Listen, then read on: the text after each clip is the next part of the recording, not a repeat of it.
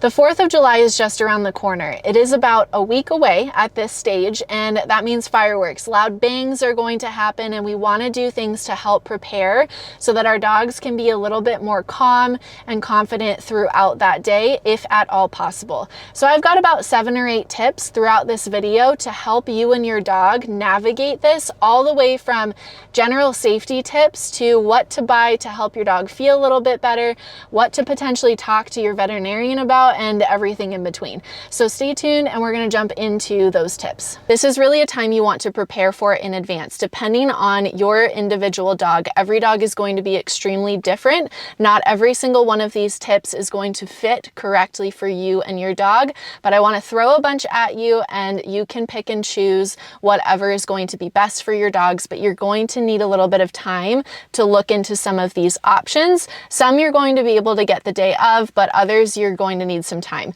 So the first tip that I have is going out and shopping for different chews. That's what I was on my way to do before I decided to make a video on this. Is I'm going out to stock up on different chews for my dogs. I want to make sure, and I would recommend making sure, that you get things that are kind of on a sliding scale from easier to harder.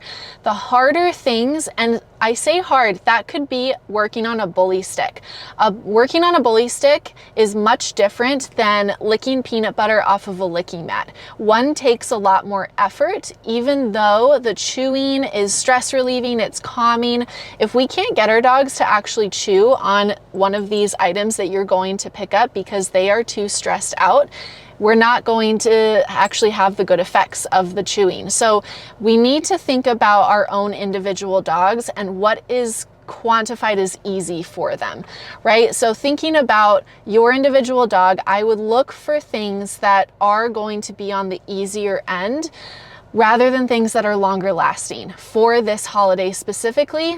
And our dogs are stressed out. We want to think about that. We really want to take that into account when we are making purchases for this evening. On that note, if you are able to pick up a couple of different options so that if your dog doesn't go for one, you have another one to offer them, that can be really helpful and stress relieving for us as well as their owners. So we can actually provide them with different options that they can then choose what they want to work on in the moment. So I just got back from the store and I wanted to show you everything that I picked up. So I kept my chews very, very simple. I also need to try one of these out with somebody's gut before next week. So I have a week to try this out and make sure his stomach is going to be okay with it before the 4th.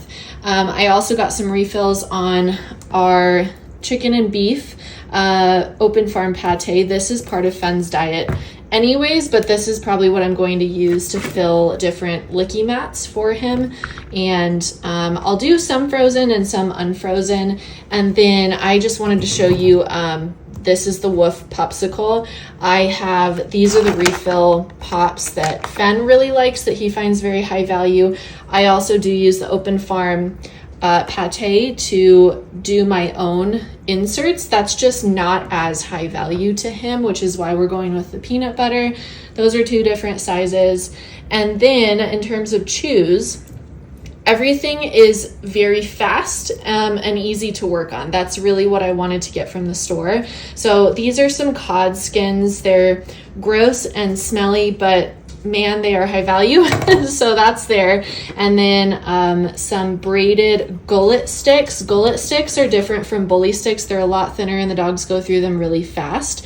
So those are a really great option for a fast type of chew, as well as this is part of the dog's diet as well, but duck feet are a nice easy chew to give. And then these are the ones that I'm trying out, just a half of a trachea rather than a whole one. I think it's going to be easier on Fenn's gut, as well as easier to work on because it is flat, it is not whole. So that is what I decided to go with for my dogs for chews for the 4th. And hopefully this gives you some inspiration and some ideas for your dogs as well. And the braided gullet sticks are the hardest thing here, I think, but they're still relatively easy. You can see they're not as solid as a bully stick. So if that gives any sort of inspiration. There you go. The other thing that you might think about is homemade stuff. So I mentioned the licky mat with some peanut butter on it. You may even stuff some different Kongs or topples, or freeze the licky mats, depending on, again, where your dog falls on that scale. Fenway, for example, I'm gonna get the easiest things possible, the things that he doesn't think twice about working on. So for Fenway, I'm really picking up some peanut butter. I might pick up some easy collagen sticks for him, potentially like a pig ear, and I think probably some popsicle molds or refill packets as well. He really likes the original peanut buttery flavor. That's really what I'm gonna focus on for Fenway. For Wrigley, I'll probably pick up some actual chew type things, and then I'll make sure as well, because when one dog has something, the grass is always greener, that I have equals of some things as well. So I'm getting several different options for my dogs, and this will last throughout the evening, and the hope is that I have extras. My goal is to keep my dogs as calm as possible, and if I can prevent stress from giving them more things to work on, I don't care about how many calories they're getting for this evening in particular. The next tip that I have is natural stress relievers. You may even look for some of these while you are out purchasing your chews for your dogs. These depend on the dog. I will say that it really is a hit or a miss in my experience for a lot of dogs, but if there are some natural stress relievers that you have tried and work well for your dog, more power to you. That is fantastic. All of these really require that you try them ahead of time. That is something to think about whenever you're preparing for the 4th, is the time to try them is not the hour before fireworks start and you don't know how they're going to affect your dog. I would also really strongly advise that you chat with your veterinarian if any of these are going to be good options or not so great options in conjunction with your dog as well. I'm going to list a whole bunch of different natural stress relieving options on the screen here that you can look into. Some of them you can find at local like Whole Foods type places. Some of them you can get at pet stores. Some of them you can order online. Some of them you can ask your vet about as well. The two that I have found the most successful with my own personal dogs are the Super Snouts Chill Out Chews as well as CBD oil. However, for Fenway in particular, natural stress relievers are not enough, which brings me to my third tip, is talking to your veterinarian about prescription medication if your dog falls into that more extreme category.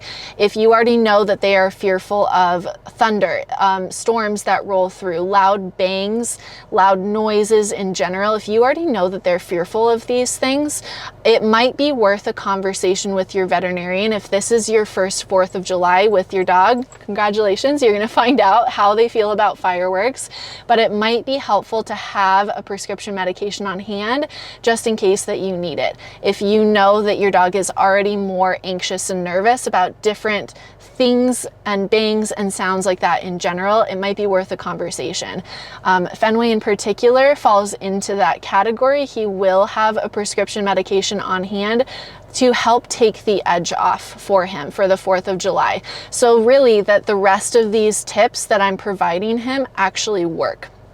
And we can do some desensitization. We can help work him through the fireworks. I am not here to give any sort of advice on what prescription to get. That is a conversation for you and your veterinarian.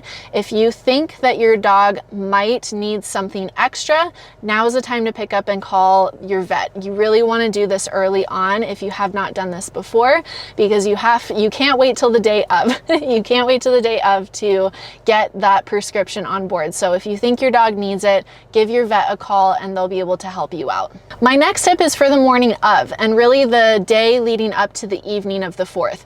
You really want to try to get your dog out if you can for a decompression sniffy walk early in the morning before any chance of banging starts to happen.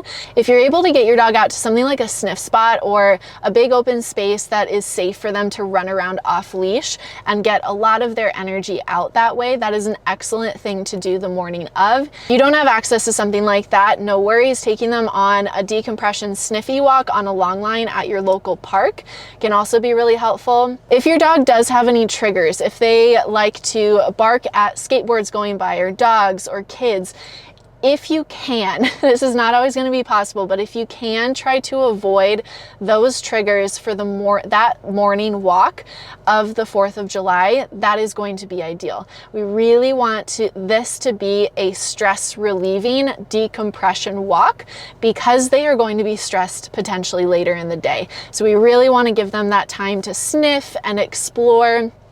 Use whatever senses they want to use. If your dog is into playing games with you out on your walk, you can bring some high value treats with you. I would recommend bringing higher value treats with you on your walk that entire day. Just on the off chance that someone does light up a firework, you have something to reinforce your dog, to move them away, to help cushion the blow, really, in that circumstance. Bring some high value treats with you. You also can turn it into a game, toss some treats into the grass to get your dog sniffing out the treats. You can do a little mini training session. You can bring your dog's toys along and play a little game of fetch or tug, flirt pole. You can do some retrieve games, whatever it is that your dog likes. Bring a bunch of enrichment type stuff with you so you can get a really fulfilling walk in with your dog. And I would really carve out that time if you have it. Speaking of treats, that is my next tip that you might want to think about in the days leading up to it, is preparing or going out to get or cooking a couple of different options for high value treats to have. We really want to up the game when we talk about treats on the 4th of July. Our dogs will stop eating if they are too stressed out. And that likely is going to happen faster if we're using something like their kibble for some dogs versus things like cheese or chicken or steak for a lot of other dogs. So depending on the dog that you have, some dogs will be perfectly happy working for their kibble. I say working, eating is the behavior in that circumstance that we're actually looking for there. Some dogs will be perfectly happy just eating their kibble. Other dogs, most dogs, will be much happier and eat for a longer period of time if we're offering something higher value. Stinky, smelly, slimy is really what you're going for with a high value treat. I would still make these bite size, that like pea-sized treat that I've talked about in other videos. That is just the ideal treat size. You shouldn't need anything larger than that. But really what we're going for here is every time you hear a loud bang, you're going to make treats rain from the sky. So we can actually help kind of counter condition the sound of fireworks going off. And we can reassociate it with it means chicken is about to rain from the sky instead. So loud bang, yay, here's 3 or 4 treats that you're gonna toss in your dog's direction. You don't have to make a big deal about it either. You can make it exciting and throw them treats, or you can really calmly, especially if your dog is already stressed out and nervous, it's probably best to do this calmly, that you just deliver some treats on the ground right in front of them for them to eat. If your dog isn't that stressed out by it, you can toss them down the hallway, play different games with it, recall games, whatever it is that you want to do, but we can sort of do a little counter conditioning with that. Loud bang equals you get treats, and not just any treats, but really yummy, tasty, high value treats. If this is your dog's first 4th of July, that is something I would really recommend doing so that we can actually work with the fireworks and help your dog through that fear if they are experiencing some anxiety or nervousness towards it. And this sort of leads into my next tip, is playing some different games with your dog if you are going to be home. It can be really great to have a plan on hand for whenever the fireworks start, and even a little bit before, to get your dog engaged in something else. You can kind of think about it like when a small child gets fearful of something.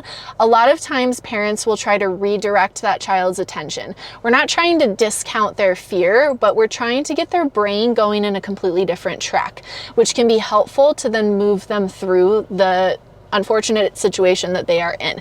Same with our dogs for fireworks. If we can get them going on chasing treats down a hallway, if we can get them going on doing a nose touch game with you, or working on a puzzle toy, or doing a little scent work game. I just posted a video not too long ago with a different or an option of a scent work game that you can play with your dog inside the house.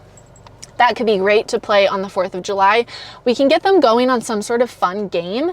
That can be really helpful for really distracting them and helping them work through the fireworks actually going on. The fireworks are not going to stop, and unfortunately you're not going to be able to control that, but we can say, hey, we realize this is going on over here, but what if we did this instead? That can be a really effective way if your dog is able to do that, of working through that. What you might consider pairing with that evening entirely as well is putting on some white noise, trying your best to drown out the sound of the fireworks going on. This can be white noise machines, it can be a movie that's playing in the background, it can be loud music, you can have your own party yourself inside the house. But leaving some white noise on to really try to drown out the sound of the loud bangs can be really helpful and something that is worth trying. I am here editing this video, and I just wanted to throw in an extra note that I didn't mention that can be important about this concept. If your dog cannot play the games with you, if you can't get them engaged in chasing food down the hallway, let alone eating food in front of them, that is entirely possible. These are all just different tips of ways to get your dog not thinking about the fireworks, but it is entirely possible that your dog shuts down, unfortunately. That is not something I talked about in these clips in particular and thought I should just mention. That is an entire possibility if this is your first experience with fireworks with your dog, or you know that they shut down. I would recommend, for the dogs that you're not certain if they are going to shut down or not, or the ones that you know they're going to, set up a safe space within your home, somewhere ideally that is an internal room that doesn't have any windows or exterior doors. The farther you can get away from the loud bangs, the better. Set up a little sound machine in there, some music. You can set your dog's bed up in there, their crate with a cover over it. Somewhere that you can kind of make a little cave situation, and whether they are going to be left in there by themselves or if you're going to sit and hunker down with them in there, a safe space is a really great option if your dog is like, I can't do any of this, and they might hit that at a certain point in the evening as well, if not for the entire evening. It's really sad to think about, but it is something that I just didn't mention in this video, but is absolutely a possibility. So preparing for your dog shutting down is also something we unfortunately have to think about. So creating a safe space that they're going to feel more calm, more secure, especially if you're able to hang out with them in there, that you guys can watch a movie together, whatever that might be. That is a great thing to be thinking about in preparation for the 4th. My next tip is one of the biggest tips that you really want to think about beforehand, and this really applies to whether you're going to be home or you're not going to be home at all, but way more so if you're not going to be home. This is one of the holidays where shelters clear their shelter floors to make space for animals that escape their yards. This is the biggest holiday for dogs to escape their properties, get injured, get hit by cars, end up in animal shelters because they are so freaked out by the fireworks. You really want to think about this, especially if you are not going to be home. If you are leaving your dog home and going to celebrate with friends elsewhere, that's fantastic. Make sure your dog is in a secured location, whether that is inside a kennel, inside a room that is closed within your home, whether that is a baby gate within a room that leads into another room that then leads to the front door. We want to think about double safety measures. I definitely have known lots of dogs that have escaped their homes from the locked insideness of their homes to get out of the house because they are so scared. We really want to think about that. Whenever you are leaving the house, please, please, please make sure that your dog is safe, they are secured, and they're not going to injure themselves trying to get out. We don't want that to happen. We don't want that to happen. So think about that. You also do want to be conscious of this when you are home, especially if your dog has never experienced fireworks before. I also have known plenty of dogs that get let out into the yard to go to the bathroom, bang, firework goes off, and they jump their 6-foot fence. So potentially having them drag a long line, having a leash attached to them the entire time with a back clip harness, that can add an extra level of safety. It may sound ridiculous and silly until you're in that situation. I know plenty of people that this exact situation has happened to them and it blows their mind. So really think about this. If your dog is a flight risk, just with general normal anxiety type things, you really want to be thinking about this. And even if your dog has never displayed anything like this and a firework goes off like basically over your heads, they may panic. And when they panic, they're going to try to do things to get away from that situation. So you really want to think about this whenever you are leaving the home and whenever you are actually staying home with your dogs as well. Be really conscious about this. Hopefully these tips were helpful. I've got plenty of other videos talking about high value food, the ideal treat size, lots of enrichment ideas that you can get a good sense of what to go purchase if you are doing that, or DIY in your home as well. I've got lots of videos going over that. So hopefully this was helpful. Let me know if you have any questions down in the comments below, and I hope everyone has a safe and happy 4th of July.